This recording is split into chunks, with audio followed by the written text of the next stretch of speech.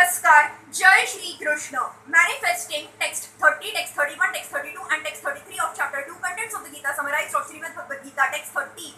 Tehi nityam badhyo ayam tehe sarvasya bharata tasmat sarvani bhutani na tvam shochitum rahasi. O descendant of Bharat, he who dwells in the body can never be slain. Therefore you need not grieve for any living being. The Lord now concludes the chapter of instruction on the immutable spirit soul. In describing the immortal soul in various ways, Lord Krishna establishes that the soul is immortal and the body is temporary. Therefore, Arjuna as a Kshatriya should not abandon his duty out of fear that his grandfather and teacher Bhishma and Drona will die in the battle. On the authority of Shri Krishna, one has to believe that there is a soul different from the material body, not that there is no such thing as soul or that living symptoms develop at a certain stage of material maturity resulting from the interactions of chemicals. Though the soul is immortal, violence is not encouraged, but at the time of war it is not discouraged. When there is actual need for it, that need must be justified in terms of the sanction of the Lord and not capriciously. Text 31. Swadharmamapi chavekshana vikam pitum rahasi dharmyadhi yuddhat shreyo antaya kshatriyasya na vidyate. Considering your specific duty as a kshatriya, you should know that there is no better engagement for you than fighting on religious principles, and so there is no need for hesitation. Out of the four orders of social administration, the second order for the matter of good administration is called Kshatriya. Kshatra means hurt. One who gives protection from harm is called Kshatriya. Trayate, to give protection. The Kshatriyas are trained for killing in the forest. A Kshatriya would go into the forest and challenge a tiger face to face and fight with the tiger with his sword. When the tiger was killed, he would be offered the royal order of cremation. This system has been followed even up to the present day by the Kshatriya kings of Jaipur state. The Kshatriyas are specially trained for challenging and killing because religious violence is sometimes a necessary factor. Therefore, Kshatriyas are never meant for accepting directly the order of sannyas or renunciation. Non-violence in politics may be a diplomacy, but it is never a factor or principle.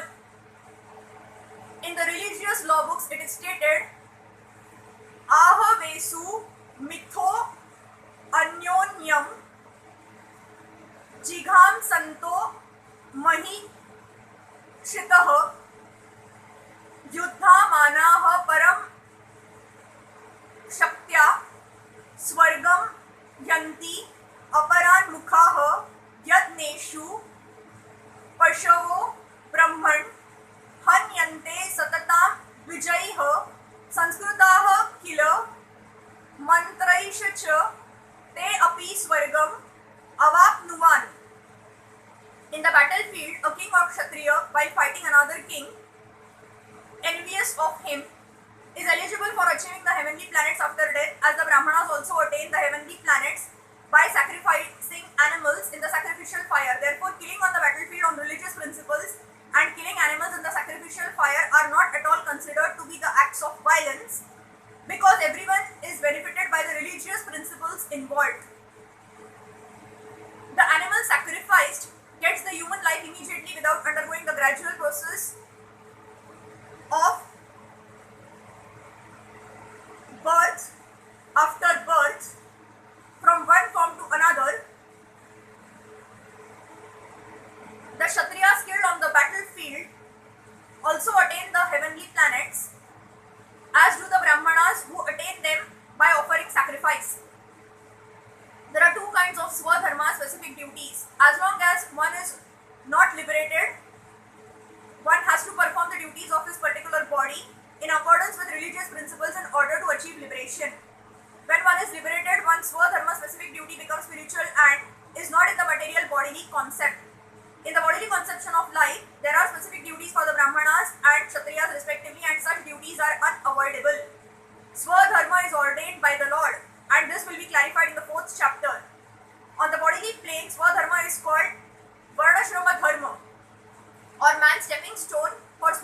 understanding. Human civilization begins from the stage of varnashrama dharma or specific duties in terms of the specific modes of nature of the body obtained. Discharging one specific duty in any field of action in accordance with the orders of higher authorities serves to elevate one to a higher status of life. Text 32. Yadruchaya chopapannam swargadvaram pavrittam sukhinah kshatriyah partha labhante yuddhami drishyam. O Parth, happy are the Kshatriyas, to whom such fighting opportunities come unsought, opening for them the doors of the heavenly planets. As supreme teacher of the world, Lord Krishna condemns the attitude of Arjuna, who said, I do not find any good in this fighting. It will cause perpetual habitation in hell. Such statements by Arjuna were due to ignorance only. He wanted to become non-violent in the discharge of his specific duty. For a Kshatriya to be on the battlefield and to become non-violent is the philosophy of fools. In the Parashar Smriti, or religious quotes by the Parashar, the great sage and father of Vyasadeva, it is stated, Kshatriya hi praja rakshan shastra paniha pradandayan nirjitya para sainyati shitim dharmena palayet. The Kshatriya's duty is to protect the citizens from all kinds of difficulties, and for that reason he has to apply violence in suitable cases for law and order. Therefore he has to conquer the soldiers of inimical kings, and thus with religious principles he should rule all over the world. Considering all aspects, Arjuna had no reason to refrain from fighting. If he should conquer his enemies, he would enjoy the kingdom, and if he should die in the battle, he would be elevated to the heavenly planets, whose doors were wide open to him. Fighting would be for his benefit in either case. Text 33.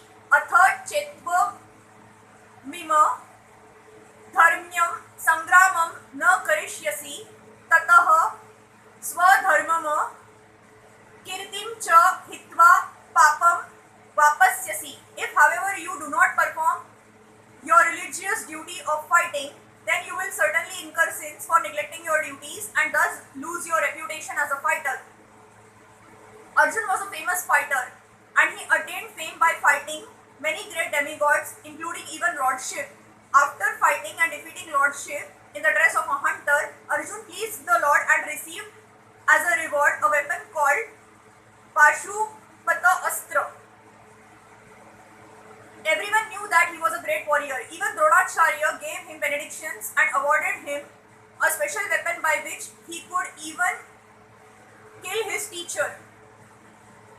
So he was credited with so many military certificates from many authorities, including his adoptive father Indradev, the heavenly king. But if he abandoned the battle, not only would he neglect his specific duty as a Kshatriya, but he would lose all the fame and good name and thus prepare his royal road to hell. In other words, he would go to hell not by fighting, but by withdrawing from battle. Hare Krishna.